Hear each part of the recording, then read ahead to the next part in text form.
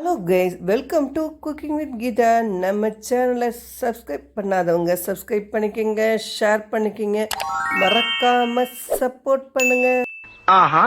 இன்னும் ஒரு ஸ்நாக்ஸ் பண்ணியிருக்கேன்னா சிக்கன் 65 தூக்கி சாப்பிட்ருங்க.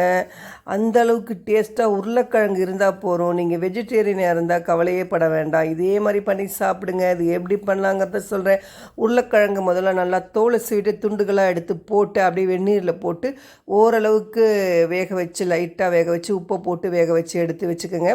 ஃபிங்கர் சிப்ஸ்க்கு எப்படி நீங்கள் வைப்பீங்க அதே மாதிரி லைட்டாக ஒரு 1 minute இல்லை 2 minutes கிட்டே இருந்தால் போகிறோம். ரொம்ப வேக வேண்டாம்.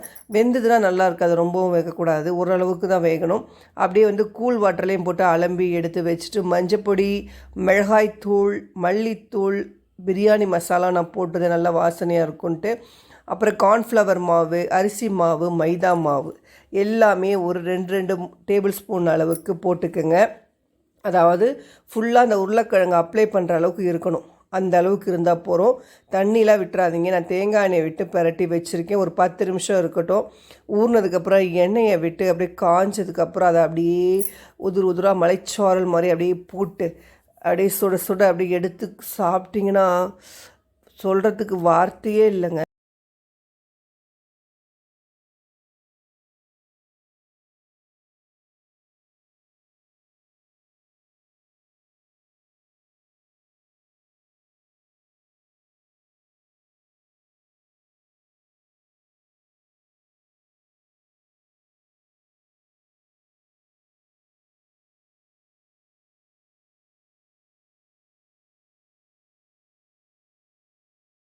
அளவுக்குலாம் இருக்காதுங்க. இது ரொம்ப டேஸ்ட்டாக சூப்பராக தான் இருக்கும். என்னாலே சிரிப்பு அடக்க முடியல.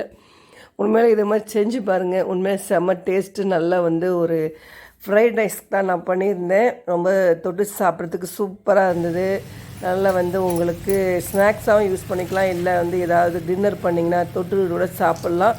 கண்டிப்பாக ட்ரை பண்ணி பார்த்துட்டு பிடிச்சிருந்தால் லைக் பண்ணுங்கள், ஷேர் பண்ணுங்கள், மறக்காமல் சப்போர்ட் பண்ணுங்கள். நம்ம அடுத்த நல்ல ரெசிபிள் பார்க்கலாம்.